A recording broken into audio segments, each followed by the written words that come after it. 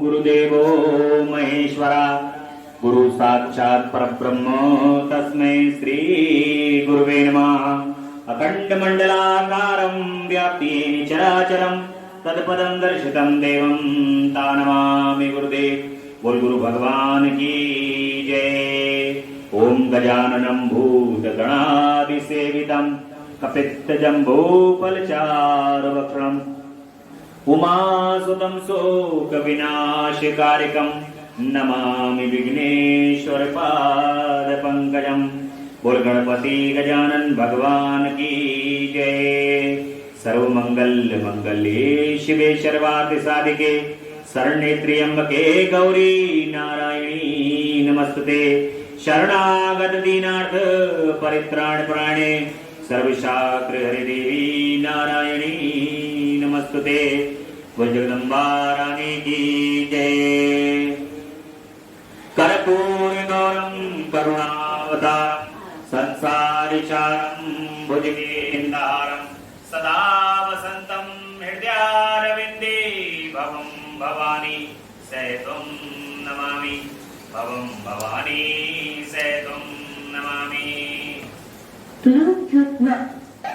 ओम नमः शिवाय। ओम नमः शिवाय। ओम नमः शिवाय। भगवान श्री गुरुदेव की असीम अनुकंपा से, माता पिता के आशीर्वाद, आप सभी भक्तों के भाग्य के कारण, आपकी निष्ठा, प्रेम और विश्वास के कारण मां परांबा पराशक्ति भगवान शिव के परम आशीर्वाद के कारण ही भगवान की ये कथा हम सबको श्रवण करने का सौभाग्य प्राप्त हो रहा है। आज भगवान की कथा का छठा दिन है। इस छठे दिन में हमने कल के प्रसंग में जाना था कि भगवान की विद्येश्वर संहिता के अंतर्गत भगवान शिव, जिनका ना कोई छोर है, ना कोई सिरा है, ना आदि है, ना अंत है, इस प्रकार के भगवान शिव हैं। और भगवान शिव, भगवान विष्णु और भगवान ब्रह्मा दोनों मिलकर के भगवान शिव के एक सिरे से दूसरे सिरे को, गहराई और ऊंचाई को मापने का किस प्रकार से प्रयास कर रहे हैं, ये कल के प्रसंग में हमने जाना। आज के प्रसंग में भगवान के 5 कृत्यों का किस प्रकार से प्रतिपादन करना चाहिए, प्रणव एवं पंचाक्षर मंत्र की क्या महत्ता है, ब्रह्मा विष्णु द्वारा भगवान शिव की स्तुति तथा उनका भगवान शिव का अंतर्ध्यान किस प्रकार से वहां से हो जाते हैं, ये आज की कथा में हमें जानने का अवसर प्राप्त हुआ। परंतु आप तक ये कथा YouTube के माध्यम से, शिवम मिश्रा हैज भक्ति रस के माध्यम से आप तक पहुंच रही है। आपका परम कर्तव्य है कि एक कथा आप तक पहुंचे और ये कथा आप दूसरों तक इसको अवश्य फॉरवर्ड करें, क्योंकि ये महाकल्याणकारी कथा आप सुनेंगे तो आपका तो कल्याण होगा ही होगा, जो सुनेगा उसका कल्याण होगा। और आपका, जब आप 10 लोगों को, 20 लोगों को, 100 लोगों को, 1000 लोगों को इस कथा के लिए भेजेंगे तो आपके जो मन के हृदय का परम आनंद होगा उसका वर्णन नहीं किया जा सकता। परम अमृतमयी, आनंदमयी ये कथा है। जितने लोगों तक ये आनंद पहुंचेगा, आपकी आत्मा के अंदर स्वतः ही आनंद की प्राप्ति होगी। ब्रह्मा और विष्णु ने पूछा कि प्रभु, सृष्टि आदि 5 कृत्यों के लक्षण क्या हैं, ये हम दोनों को बताइए। भगवान शिव कहते हैं कि मेरे कर्तव्यों को समझना अत्यंत गहन है, तथापि मैं कृपा पूर्वक तुम्हें उनके विषय में बता रहा हूं। ब्रह्मा और अच्युत सृष्टि पालन, संहार, तिरोभाव और अनुग्रह, ये 5 ही मेरे जगत संबंधी कार्य हैं जो नित्य सिद्ध हैं। संसार की रचना का जो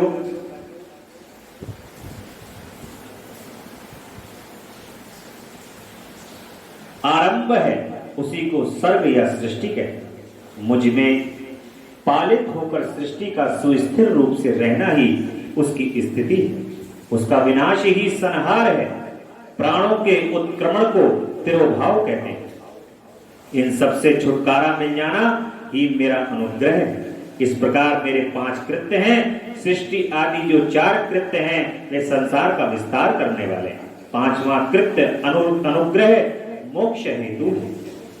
5वां कृत्य मोक्ष को प्रदान करने वाला है। वह सदा मुझ में ही अचल भाव से स्थिर रहता है। मेरे भक्तजन इन 5 कृत्यों को 5 भूतों में देखते हैं। सृष्टि भूतल में, स्थिति जल में, संहार अग्नि में, तिरोभाव वायु में और अनुग्रह आकाश में स्थित है। ये इस प्रकार से 5 तत्व हैं।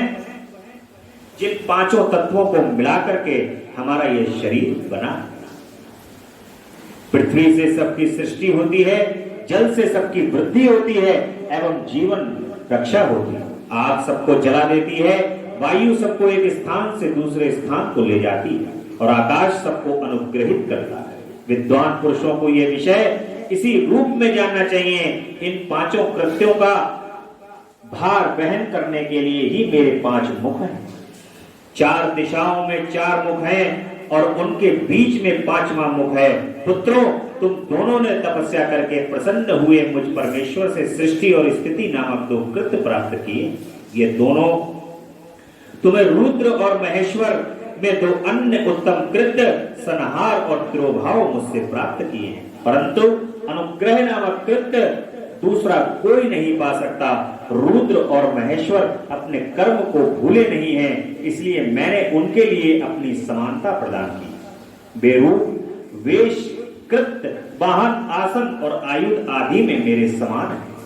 यहाँ पर भगवान शिव का जो स्वरूप है वो महादेव का स्वरूप है और रुद्र और महेश के रूप में, यानी कि भगवान महेश्वर के रूप में और रुद्र के रूप में कह रहे हैं मैं स्थित हूं। वो मेरे ही स्वरूप हैं। लेकिन जो ब्रह्मा, विष्णु और महेश, रुद्र, जिनको तीनों भगवान के स्वरूप हैं, ये भगवान महादेव के स्वरूप में से ही प्रकट हुए। कोई अन्यथा नहीं है। ये इसलिए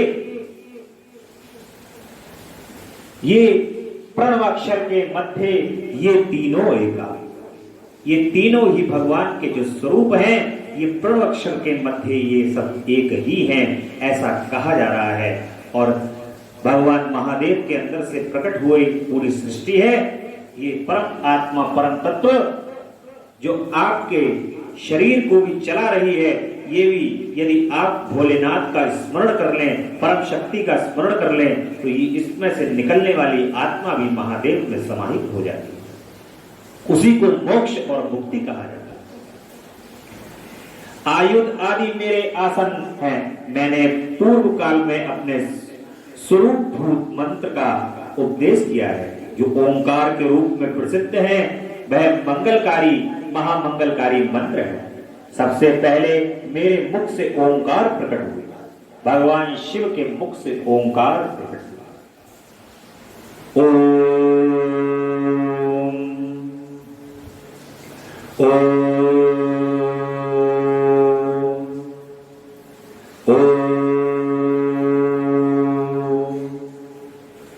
जब भगवान शिव विराजित होते हैं तो ये करतल ध्वनि धीरे धीरे धीरे धीरे उनके पृष्ठभाग से उद्दलित होती है और ये ओंकार का स्वरूप ही भगवान शिव का स्वरूप है। ये परम तत्व है और ये ओंकार ही भगवान के मुख से निकला हुआ प्रथम शब्द है, जो मेरे स्वरूप का बोध कराने वाला है। ओंकार वाचक है और मैं वाच्य हूं। यह मंत्र मेरा स्वरूप ही है। प्रतिदिन ओंकार का निरंतर स्मरण करने से मेरा ही सदा स्मरण होता है।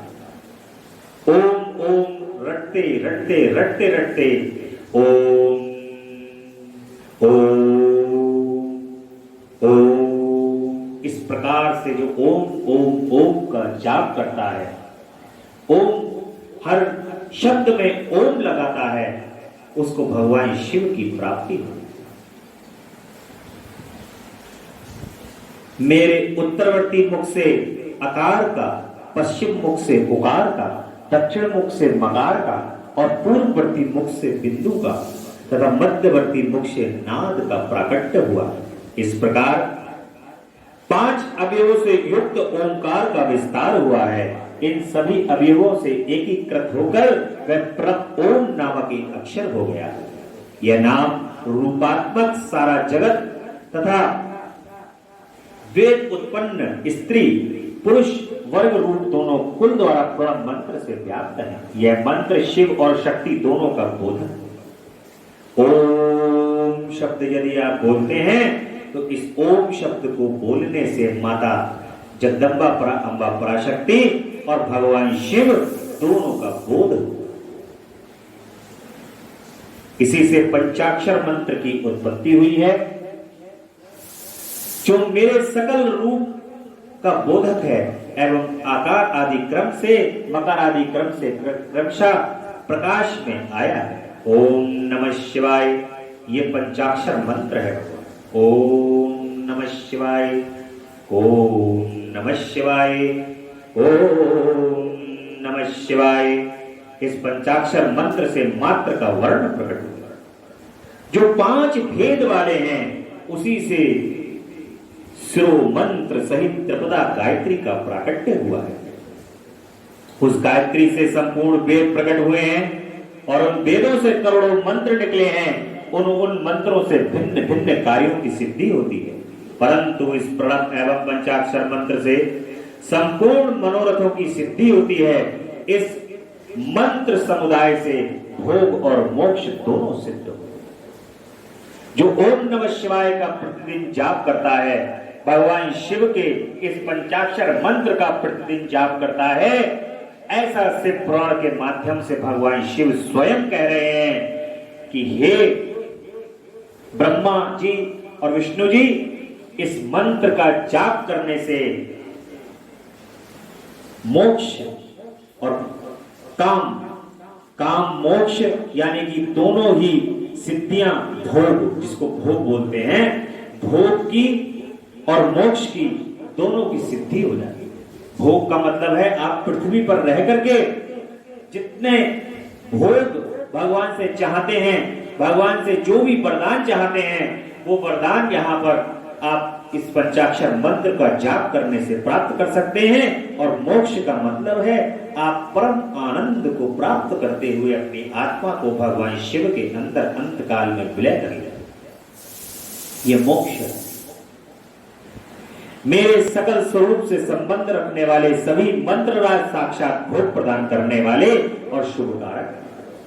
नंदकेश्वर कहते हैं कि प्रभु तदंतर जगदम्बा पार्वती के साथ बैठे हुए गुरुवर महादेव जी ने उत्तराभिमुख बैठे हुए ब्रह्मा और विष्णु जी को पर्दा करने वाले वस्त्र से आच्छादित करके उनके मस्तक पर अपना कर कमल रखकर धीरे धीरे उच्चारण करके उन्हें उत्तम मंत्र का उपदेश दिया।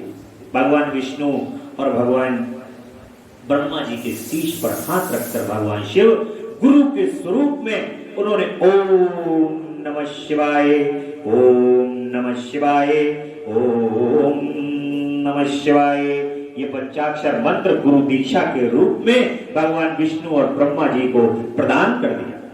परम कल्याणी मंत्र है और मंत्र तंत्र में बताई हुई विधि के पालन पूर्वक 3 बार मंत्र का उच्चारण करके भगवान शिव ने उन दोनों को शिष्यों को मंत्र की दीक्षा दी। फिर उन शिष्यों से गुरु दक्षिणा के रूप में अपने आप को ही समर्पित करा दिया और दोनों हाथ जोड़कर उनके समीप खड़े हो उन देवेश्वर जगत गुरु का स्तंभन किया। ब्रह्मा और विष्णु कहते हैं कि प्रभु आप निष्कल रूप हैं, आपको नमस्कार है, आप निष्कल तेज से प्रकाशित होते हैं, आपको नमस्कार है, आप सबके स्वामी हैं।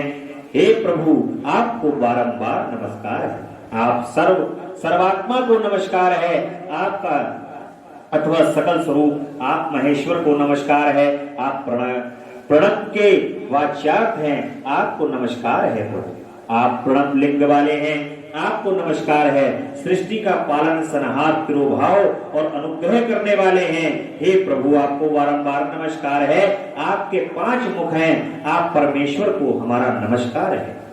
हे पंच ब्रह्म स्वरूप 5 कृत्य वाले, आपको नमस्कार है। आप सबकी आत्मा है, ब्रह्म है, आपके गुण और शक्तियां अनंत हैं। आपको प्रभु बारंबार नमस्कार है। आपके शकल और निष्कल 2 रूप हैं। आप सद्गुरु एवं शंभु हैं। हे भोलेनाथ, आपको नमस्कार है। इन पदों द्वारा अपने गुरु महेश्वर की स्तुति करके ब्रह्मा जी और विष्णु जी ने उनके चरणों को प्रणाम किया।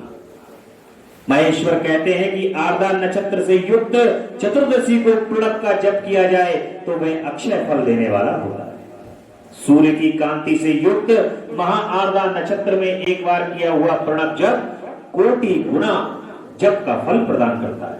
मृगशिरा नक्षत्र का अंतिम भाग तथा पुनर्वसु आदि का भाग, आगे पुनर्वसु नक्षत्र का आदि भाग होम और तर्पण आदि के लिए सदा आर्द्रा के समान ही होता है। यह जानना चाहिए, मेरा या मेरे लिंग का दर्शन प्रभात काल में ही प्रातः और संगम काल में करना चाहिए। मेरे दर्शन पूजन के लिए चतुर्दशी तिथि निशिथापिनी अथवा प्रदोष व्यापिनी लेनी चाहिए, क्योंकि परिवर्तनी तिथि से संयुक्त चतुर्दशी की ही प्रशंसा की जाती है। पूजा करने वालों के लिए मेरी मूर्ति तथा लिंग दोनों समान हैं, फिर भी मूर्ति की अपेक्षा लिंग का स्थान ऊंचा है। इसलिए मुमुक्षु पुरुषों को चाहिए कि वे बेर से भी श्रेष्ठ समझकर लिंग का ही पूजन करें। लिंग का ओंकार मंत्र से और बेर का पंचाक्षर मंत्र से पूजन करना चाहिए। शिवलिंग की स्वयं ही स्थापना करके अथवा दूसरों से भी स्थापना करवाकर उत्तम द्रव्यमय उच्चारों से पूजा करनी चाहिए। इससे मेरा पद सुलभ हो जाता है। इस प्रकार उन दोनों शिष्यों को उपदेश देकर भगवान शिव वही अंतर ध्यान हो जाते हैं। बोले शंकर भगवान की जय। ऐसा भगवान ने कहा विष्णु जी से और ब्रह्मा जी से कि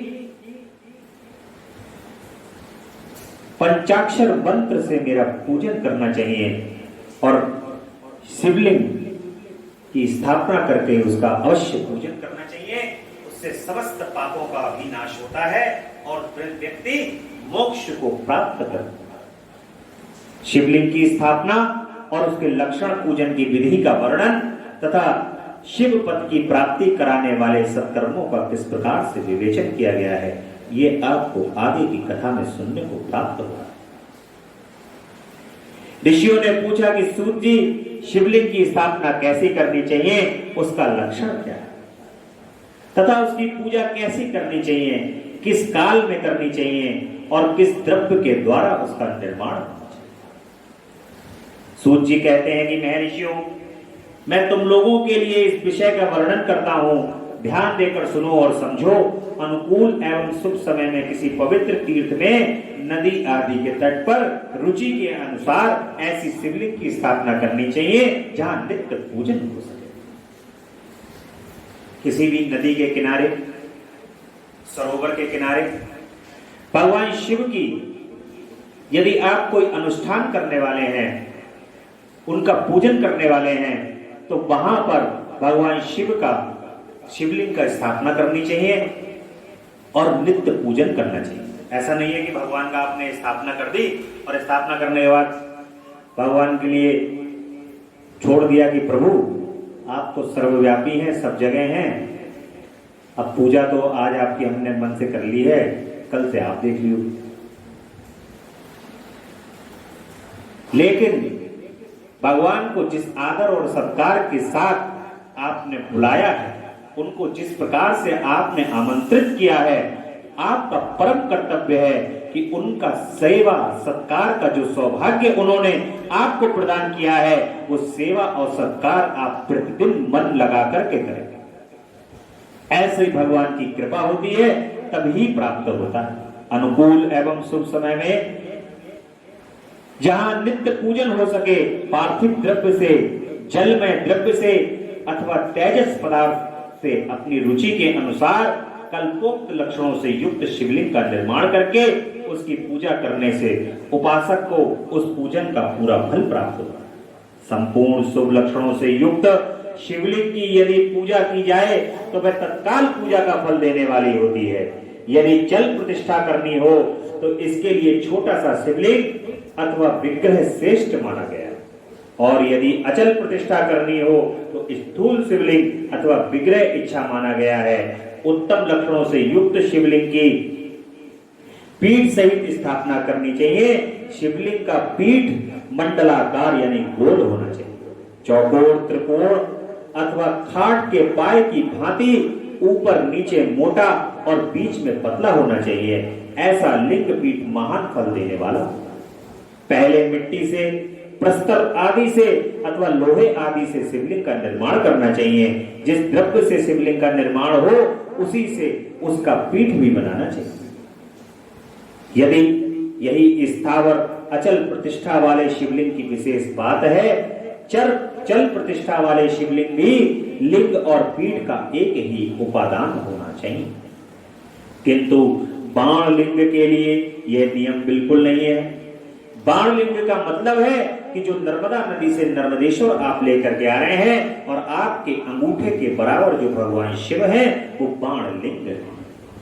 उनको आप किसी भी धातु के अंदर स्थापित कर सकते हैं।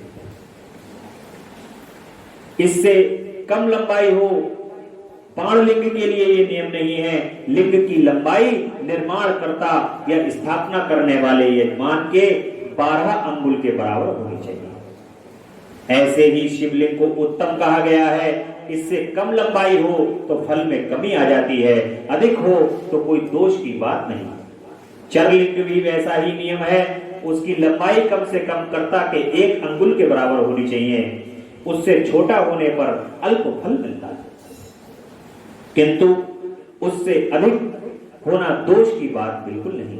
यजमान को चाहिए कि वह पहले शिल्प शास्त्र के अनुसार एक विमान या देवालय बनवाए, जो देवगणों की मूर्ति से अलंकृत हो। उसका गर्भगृह बहुत ही सुंदर, सुदृढ़ और दर्पण के समान स्वच्छ हो। उसे 9 प्रकार के रत्नों से विभूषित किया गया। उसमें पूर्व और पश्चिम दिशा में 2 मुख द्वार हो। जहां शिवलिंग की स्थापना करनी हो उस स्थान के गर्त में नीलम, लाल, दौदुर्र, श्याम मरकत, मोती, मूंगा, गोमेद और हीरा, इन 9 रत्नों को तथा अन्य महत्वपूर्ण द्रव्यों को वैदिक मंत्रों के साथ छोड़े।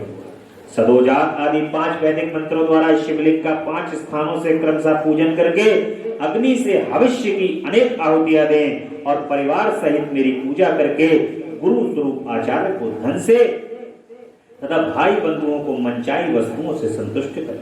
याचकों को जड़, सुवर्ण एवं ग्रह एवं भू संपत्ति द्वारा चेतन वैभव प्रदान करना चाहिए। स्थावर जंगम सभी जीवों को यत्न पूर्वक संतुष्ट करके गड्ढे में सुवर्ण तथा 9 प्रकार के रत्न भरकर सदो जातादि वैदिक मंत्रों द्वारा उच्चारण करके परम कल्याणकारी महादेव जी का ध्यान करना चाहिए। तत्पश्चात नाद घोष से युक्त महामंत्र ओंकार का उच्चारण करके उक्त गड्ढे में शिवलिंग की स्थापना करके उसे पीठ से संयुक्त करना चाहिए। इस प्रकार पीठ युक्त लिंग की स्थापना उसे नित्य लेप यानी कि दीर्घ काल टिके रहने के लिए मसाले से जोड़कर स्थिर करना चाहिए। इसी प्रकार वहां परम सुंदर बेर मूर्ति की भी स्थापना करनी चाहिए। सारांश यह है कि भूमि संस्कार आदि की सारी विधि जैसी लिंग प्रतिष्ठा के लिए कही गई है वैसी ही बेर मूर्ति प्रतिष्ठा के लिए भी समझनी चाहिए। अंतर इतना ही है कि लिंग प्रतिष्ठा के लिए प्रणव मंत्र के उच्चारण का विधान है, परंतु बेर की प्रतिष्ठा के लिए पंचाक्षर मंत्र करना चाहिए। जहां लिंग की प्रतिष्ठा हुई है वहां भी उत्सव के लिए 12 सवारी निकालने आदि के निमित्त बेर को रखना आवश्यक है। बेर को बाहर से भी लिया जा सकता है, उसे गुरुजनों से ग्रहण करना चाहिए।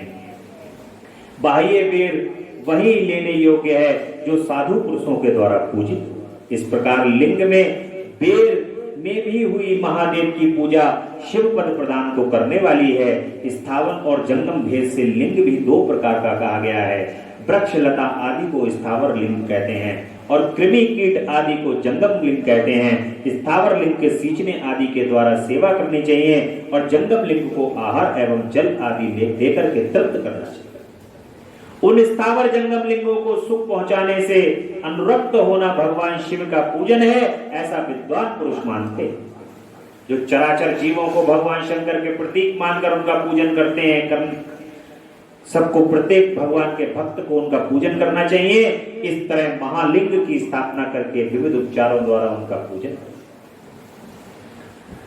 अपनी शक्ति के अनुसार नित्य पूजन करनी चाहिए तथा देवालय के पास ध्वजारोहण आदि करना चाहिए। शिवलिंग साक्षात शिव का पद प्रदान करने वाला है अथवा चर लिंग में षोडशोपचारों द्वारा यथोचित रीति से क्रमशः पूजन करना चाहिए। यह पूजन भी शिव पद को प्रदान करने वाला है। आवाहन, आसन, अर्घ, पाद्य, पांचांग, आचमन, अंगंग पूर्वक स्नान, वस्त्र एवं यज्ञोपवीत, गंध, पुष्प, धूप, दीप, नैवेद्य, तांबूल, समर्पण, नीरांजन, नमस्कार और विसर्जन, ये 16 उपचार है। अथवा अर्घ से लेकर नैवेद्य तक विधिवत पूजन करें। अभिषेक, नैवेद्य, नमस्कार और तर्पण ये यथाशक्ति नित्य करना चाहिए। इस प्रकार किया हुआ शिव का पूजन शिव पद की प्राप्ति को कराने वाला होता है। अथवा किसी मनुष्य के द्वारा स्थापित शिवलिंग में, ऋषियों द्वारा स्थापित शिवलिंग में, देवताओं द्वारा स्थापित शिवलिंग में, अपने अपने आप प्रकट हुए स्वयं भू शिवलिंग में, अपने द्वारा नूतन स्थापित हुए शिवलिंग में भी उपचार समर्पण पूर्वक जैसे तैसे पूजन करने से या पूजन की सामग्री देने से भी मनुष्य ऊपर जो कुछ कहा गया है वह सारा फल प्राप्त कर लेता है। यानी कि भगवान शिव की यदि आपने भगवान लिंग की स्थापना अपने स्वयं की हुई है तो आपको ऋषियों के द्वारा स्थापित शिवलिंग, देवताओं के द्वारा स्थापित शिवलिंग और स्वयं भू शिवलिंग है, उनका जो फल प्राप्त होता है वो आपको स्वयं स्थापित करे हुए भगवान शिव की लिंग से भी उतना ही फल प्राप्त है।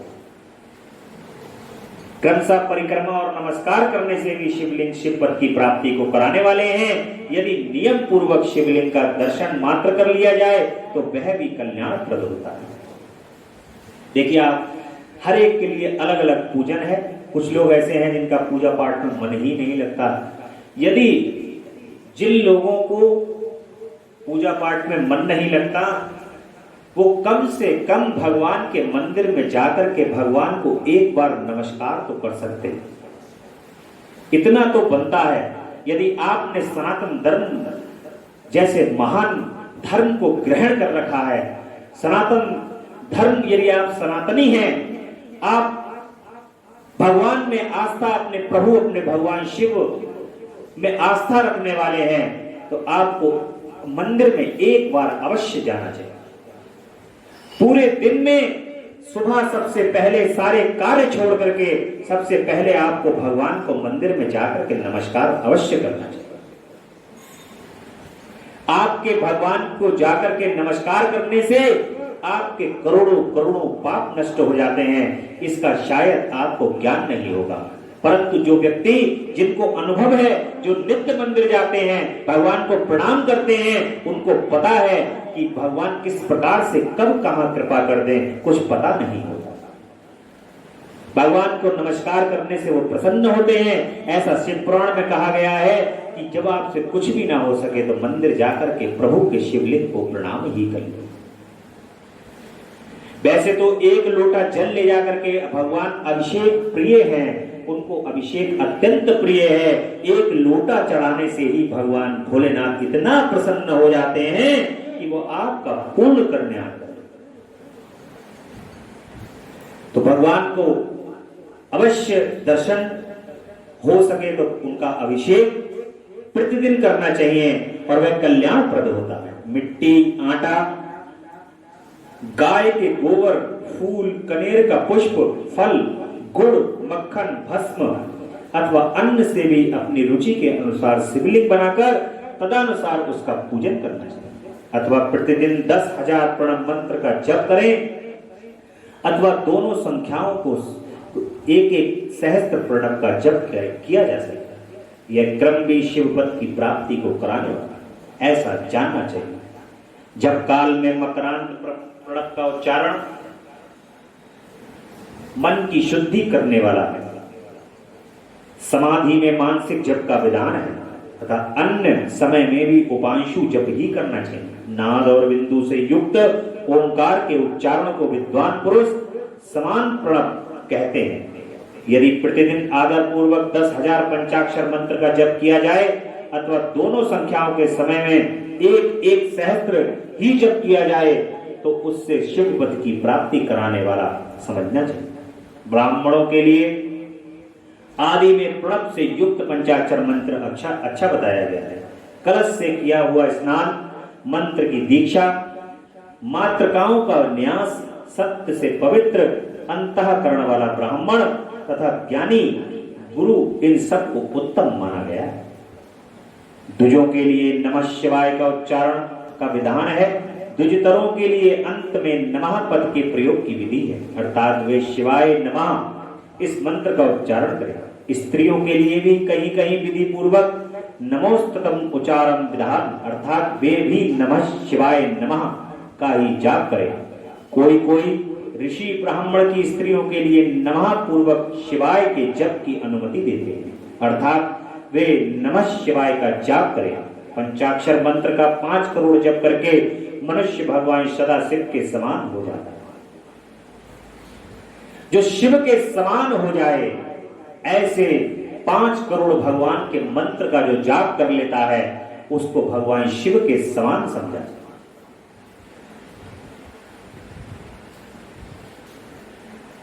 1, 2, 3 अथवा 4 करोड़ का जप करने से क्रमशः ब्रह्मा, विष्णु, रुद्र तथा महेश्वर का पद प्राप्त होता है, अथवा मंत्र में जितने अक्षर हैं उनका पृथक पृथक 1-1 लाख जप करें, अथवा समस्त अक्षरों का एक साथ ही जितने अक्षर हों उतने लाख जप करें। इस तरह के जप को शिव पद की प्राप्ति कराने वाला समझना चाहिए। यदि 1000 दिनों में प्रतिदिन 1 सहस्त्र जप के क्रम से पंचाक्षर मंत्र का 10 लाख जप पूरा कर लिया जाए और प्रतिदिन ब्राह्मण भोजन कराया जाए तो उस मंत्र से अभीष्ट कार्य की सिद्धि होने लगती है। ब्राह्मणों को चाहिए कि वे प्रतिदिन प्रातःकाल 1008 बार गायत्री मंत्र का जाप करें। ऐसा होने पर गायत्री क्रमशः शिव का पद प्रदान करने वाली। वेद मंत्रों और वैदिक सूत्रों का भी नियम पूर्वक जप करना चाहिए। वेदों का पारायण भी शिव पद की प्राप्ति कराने वाला है। ऐसा जानना चाहिए कि अन्यान्य जो बहुत से मंत्र हैं उनका भी जितने अक्षर हो उतने लाख जप करना चाहिए।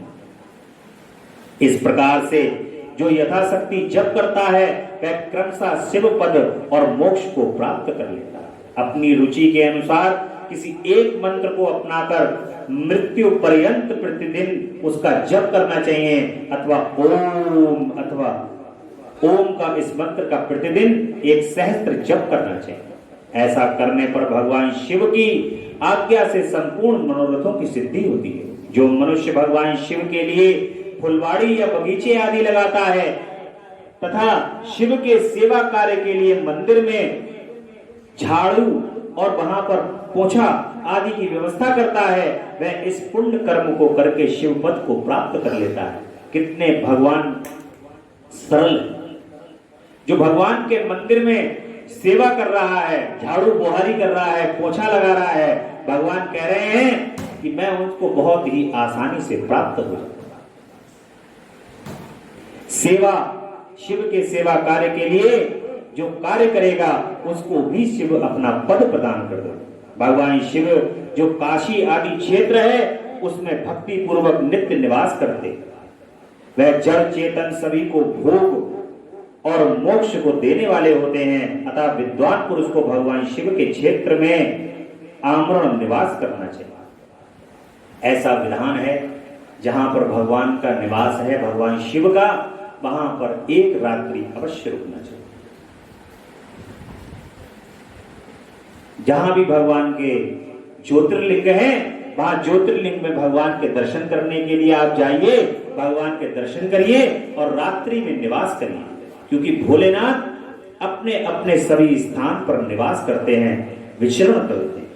न जाने कहां किस रूप में, स्वरूप में आपको भगवान के दर्शन हो जाए ये कहा नहीं जा सकता। इसलिए आपको अवश्य वहां ठहरना अवश्य चाहिए। अतः विद्वान पुरुष को भगवान शिव के क्षेत्र में निवास अवश्य करना चाहिए। पुण्य क्षेत्र में स्थित बावड़ी, कुआं और पोखरे आदि को शिव गंगा समझना चाहिए। जो भगवान शिव के क्षेत्र में पोखर हैं, कुएं हैं, नदियां हैं, उनको शिव गंगा समझना चाहिए। भगवान शिव का ऐसा ही वचन है, वहां स्नान, दान और जप करके मनुष्य भगवान शिव को प्राप्त कर लेता है। अतः मृत्यु पर्यंत शिव के क्षेत्र का आश्रय लेकर रहना चाहिए। जो शिव के क्षेत्र में अपने किसी मृत संबंधी का दाह, मासिक श्राद्ध, सपिंडीकरण अथवा वार्षिक श्राद्ध करता है, अथवा कभी भी शिव के क्षेत्र में अपने पितरों को पिंड देता है, वह तत्काल सब पापों से मुक्त हो जाता है। सभी पापों से मुक्त करने वाले हैं और पितरों को शांति प्रदान करने वाले भगवान शिव ही। भगवान शिव को क्षेत्र में जो अपने पितरों का पूजन करता है, भगवान कहते हैं कि सभी पितृ मेरे अंदर ही समाहित हैं, और जब वो पितृ तृप्त होते हैं तो भगवान शिव प्रसन्न होते हैं, और भगवान शिव उनकी तृप्ति से ही सभी को मुक्त कर देते हैं। वह तत्काल सब पापों से मुक्त हो जाता है और अंत में शिव पद को प्राप्त करता है, अथवा शिव के क्षेत्र में 7, 5, 3 या 1 ही रात निवास अवश्य करना चाहिए। भगवान शिव का जो क्षेत्र हो, उस क्षेत्र में या तो व्यक्ति 7 दिन रुके, या 5 दिन रुके, या 3 दिन रुके, या एक ही रात वहां पर निवास अवश्य करे। ऐसा करने से भी क्रमशः शिव पद की प्राप्ति होती है। लोक में अपने अपने वर्ण के अनुरूप सदाचार का पालन करने से भी मनुष्य शिव पद को प्राप्त कर लेता है। वर्णानुकूल आचरण से, भक्ति भाव से वह अपने सकर्म का अतिशय फल पाता है। कामना पूर्वक किए हुए अपने कर्म के अभिष्ट फल को शीघ्र ही पा लेता है। निष्काम भाव से किया हुआ सारा कर्म साक्षात शिव पद की प्राप्ति को कराने वाला है। जिसने शिव पद को प्राप्त कर लिया, भगवान शिव के पद को जिसने प्राप्त कर लिया, अब उसको संसार में और कुछ प्राप्त करने के लिए फिर रह ही क्या जाता है। सकाम व्यक्ति जिसकी कोई कामना होती है, वो अपनी कामना के अनुरूप होकर भगवान का जो पूजन करता है, उसकी कामना तो पूर्ण होती है, परंतु जो निष्काम होता है, निष्काम होने के बाद भगवान शिव की जो पूजन करता है, उसको शिव पद की प्राप्ति हो। और जिसको शिव पद की प्राप्ति हो गई, फिर उसको संसार में किसी और पद की आवश्यकता नहीं होती, क्योंकि भगवान शिव का जो पद है वो सब कुछ प्रदान करने वाला है। इसलिए निष्काम भाव से सदैव भगवान के श्री चरण कमल में उनकी भक्ति, उनका पूजन करना चाहिए। उनके श्री चरण कमल में हमेशा अनुग्रह करना चाहिए कि हे प्रभु, आप तो मुझे अपने चरण कमल में ही रखो। ऐसी भक्तों को भक्ति करनी चाहिए। दिन के 3 विभाग होते हैं, प्रातः, मध्याह्न और सायं। इन तीनों में क्रमशः एक एक प्रकार के कर्म का संपादन किया गया है। प्रातः काल को शास्त्र विदित नित्य कर्म के अनुष्ठान का समय जानना चाहिए। मध्याह्न काल को सकाम कर्म के लिए उपयोगी तथा सायंकाल शांति के कर्म के लिए उपयुक्त है, ऐसा जानना चाहिए। इसी प्रकार रात्रि में भी समय का विभाजन किया गया है। रात के 4 प्रहरों में से जो बीच के 2 प्रहर हैं, उन्हें निशित काल कहा गया है। विशेषता उसी काल में की हुई भगवान शिव की पूजा अभिष्ट फल को देने वाली है। भगवान शिव की पूजा साल में शिवरात्रि वाले दिन 4 प्रहरों में होती है, और 4 प्रहरों में जब भगवान की पूजा की जाती है तो भगवान कहते हैं कि पूरे वर्ष भर जो मेरा पूजन करता है, मैं शिवरात्रि पर किए हुए 1 दिन के पूजन का फल, संपूर्ण फल उसको 1 दिन में ही प्रदान करना। ऐसे निश्चित काल विशेष कहा गया है। विशेषता उसी काल में की हुई भगवान शिव की पूजा अभिष्ट फल को देने वाली। ऐसा जानकर कर्म करने वाला मनुष्य यथोक्त फल का भागी होता है। विशेषता कलयुग में कर्म से ही फल की प्राप्ति सिद्धि होती है। अपने अपने अधिकारों के अनुसार ऊपर कहे गए किसी भी कर्म के द्वारा शिवाराधन करने वाला पुरुष यदि सदाचारी है और पाप से डरता है, वह उन कर्मों का पूरा फल अवश्य प्राप्त कर लेता है। ऋषियों ने कहा कि सूत जी, पुण्य क्षेत्र कौन कौन से हैं जिनका आश्रय लेकर सभी स्त्री पुरुष शिव पद को प्राप्त कर लें, यह हमें संक्षेप में बताइए। आज की कथा में आपने देखा, सुना, श्रवण किया भगवान की कथा को कि किस प्रकार से भगवान शिव की शिवलिंग की स्थापना करनी चाहिए, पूजन की विधि क्या है, कितने कितने करोड़, कितने लाख, कितने हजार भगवान के मंत्रों का जाप करना चाहिए और किसको कौन से फल की प्राप्ति होती है भगवान के मंत्रों का जाप करने से, ये आज की कथा में आपने सुना। अब कल की कथा में मोक्षदायक पुण्य क्षेत्रों का वर्णन किया जाएगा। ऐसे ऐसे क्षेत्र हैं, पुण्य क्षेत्र हैं जहां जाने से मोक्ष की प्राप्ति हो जाती है। काल विशेष में विभिन्न नदियों के जल के स्नान से उत्तम फल का निर्देश, तीर्थों में ताप से बचे रहने की चेतावनी किस प्रकार से दी गई है कि हम तीर्थ में जाएं और वहां पर ताप और पाप से किस प्रकार से बचें, ये हम कल की कथा के कल के प्रसंग में भगवान की कथा में सुने, श्रवण करें। बोले शंकर भगवान की जय। हर हर हर महादेव, हर हर हर हर महादेव। तेरा पल पल बीता जाए, मुख से जप ले नमः शिवाय। तेरा बीता जाए, मुख से जप ले नमः शिवाय। ओम नमः शिवाय, ओम नमः शिवाय, ओम नमः शिवाय, ओम नमः शिवाय। तेरा पल पल बीता जप ले नमः शिवाय। तेरा पल पल बीता जाए, मुख से जप ले नमः शिवाय। ओम नमः शिवाय, ओम नमः शिवाय, ओम नमः शिवाय, ओम नमः शिवाय। मुसाफिरी जब पूरी होगी, चलने की मजबूरी होगी। मुसाफिरी जब पूरी होगी, चलने की मजबूरी होगी। अवसर खाली न जाए, मुंह से जप ले नमः शिवाय। तेरा अवसर खाली न जाए, मुंह से जप ले नमः शिवाय। ओम नमः शिवाय, ओम नमः शिवाय, ओम नमः शिवाय, ओम नमः शिवाय। नमः शिवाय, नमः शिवाय, नमः शिवाय, नमः शिवाय, नमः शिवाय, नमः शिवाय, नमः शिवाय, नमः शिवाय। बोल शंकर भगवान की जय। बोले शंकर भगवान की जय। भगवान शिव की स्तुति करेंगे बड़े ही प्रेम से।